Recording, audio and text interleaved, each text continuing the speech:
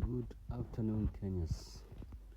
Leo nimekuja hapa kutengeneza hii video because I want to call out someone, two people. One ni mtu anaitwa Oga Obinna. And this video is not targeting Oga Obinna because what he did, he might not have known that he was promoting a scammer who is scamming people, but now has since, because some people want him and he stopped. But I will tell you how he did it. So Oga Obinna, in his show, I don't know his business model, but I believe that there are people, of course, who may be paid to because he has a good business, we have to talk the truth. So I believe there are people who come to the show, they pay for publicity, they get it, and they go.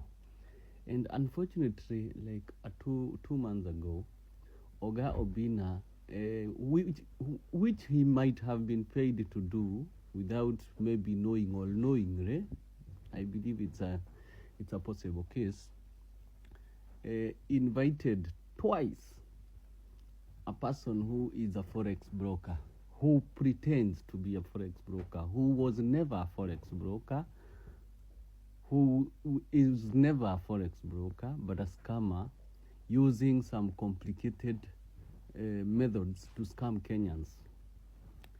And so what he did, he has a big account, so his chances of luck are very high. So during his show, if you observed him, you could see he was panicking because he didn't want it to backfire right before the audience, which he had paid all he was going to pay, because of course we saw that he made some money by luck and he paid that money. So Oga Obinna, by either not knowing or by knowing, took that money that guy made and he himself used it as a payment to Oga Obinna for advertising his scamming business. What did he do next? He advertised a certain conference, I don't know what he called it, because I got the allegations from a friend who got scammed by him, and I followed up. I did even myself, I used my own money. I tried to see if it is true, and it is, I am sure it is true. And those who have seen what I'm going to explain can confirm. So after that, he tried to market his something he used to call some whatever biggest African conference for whatever forex. But then it flopped. People did not fall for it. So he traveled to Dubai, met with a Nigerian expert scammer, and bought a system now to scam Kenyans in the name of copy trading. One of my friends got scammed, reached out and told me that because I trusted Obinna, my trust for Obinna as a fan has made me to be scammed $300 in the name of copy trading. He was very angry. So what they did, they made a website that copied the name of a legit forex trading platform. So when they did that, they created a connection between that website and API. They added an API integration with some crypto wallets. And so when you go to that site, it is called a receiving website, where you think you are depositing money into your account on that website, but you are actually sending the money directly to the scammer. So people fall for it. He advertised it so much. I will add some videos of him advertising it so much on Telegram, on his copy trading account that he called an account, copy trading an account.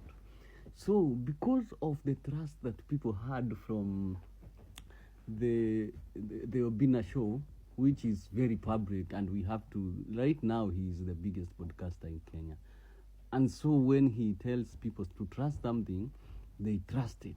He ensured, he gave him a platform to showcase his richness. He's a big Porsche Cayenne, which which I believe it's just a fake hire car, those that they go and get from Mombasa. So people fall for it, and they were going to this website and depositing money, and you could see that the account has money, but you cannot withdraw that money. So when he shows you that he has traded, the money will seem to accumulate on that platform. But if you try to withdraw that money, you cannot withdraw that money. So your money is literally gone, but you don't know because you are waiting. You are thinking the system has a problem. And so when some people contacted him and told him to stop that nonsense and refund their money, of course he did not. He's a scammer. And what scam is he running? He was running a very complex scam that is very dangerous, that you can find your details being used by cartels in some countries like Mexico and those dangerous places. Because why? When you registered on that platform, you had to upload your ID, which goes to the scammer. So he's doing identity theft. And I wish that the DCI can check into this guy and stop this kind of people, because they are putting Kenyans into very bad, dangerous messes. You will travel out of the country and find that someone stole your ID and made a passport of you, and you will be arrested because that person, of course, is doing scam with your details. You sent a photo of yourself or a video, that verification, what they call KY something, know your customer, KYC. So you sent your details, both the face and your ID or passport, direct to that person. So of course you have been scammed money, and your identity have been stolen. And very soon you will realize, people will start noticing that there is some SIM cards registered fraudulently using their details. People will notice their SIM cards going offline and money being withdrawn, because this person has all your details, including your photo. So what can't they do? So after we called him out, he was called out by the friend. He stopped, and he stopped that copy trading. The other group that he still does those trading scams, he is still doing that, but he took down the website, which I will share here. I will add on this post. And he took down the platform and also removed a video that showed how to. In his channel, he had a video that showed people how to create an account in that. So he's trying to run away from this scam. He has noticed it is a dangerous game, and that the person from Nigeria who sold this thing knew it, but he got scammed. But of course he wanted fast money, and Nigerians are the best in that. So he got into it, and now he is into it. He has done it. So he has committed a crime that our government should protect our citizens. For us, for example, who travel outside, sometimes we are in school right now, and then someone falls for that thing, and they get scammed, and their details get lost. It is very dangerous game that these guys are playing, and Obinna is one of the people who is going to help a lot of people lose money, because he does not do due diligence, or if he does, he is paid. Of course, Oga Obinna loves money a lot, so definitely he might be compromised by these people. The way he is the person who introduced this guy called Amin FX. Sorry that I didn't mention his name at first. Amin FX, to the show of Oga Obinna. He introduced him to the public. This guy was online but was not known. He showcased his riches on the vehicle, then brought him to the show for 2 times, then used him when he made some money to give some Kenyans. In short, it was choreographed marketing, but people didn't notice. So if you're watching this video, just know one, Oga Obinna might be used by people in the wrong way. So don't trust every celebrity because you love them. Second one, know that all these forex brokers, all these forex people are scammers. And one who I have confirmed, and he knows it, is Amin FX. Others I do not know. So I am asking Oga Obinna, you did this to Kenyans. Reply. Because you made people lose money, because you either scammed them also, or you didn't. But I have my doubts on that. I also want to tell the DCI that people are being scammed. A lot of young people who are back in Kenya, where I am, I'm not able to trade it, for example. But young Kenyans are desperately looking for small monies that they have left. Like this guy was conning them $300. They have the little ones that they have. They are desperately trying to put it together, and they are lied through this celebrity and this content creation. So content creation must be regulated in a way that it protects the Kenyans, because we cannot just be spreading information anyhow, and the government is just watching. Kenyans are being scammed.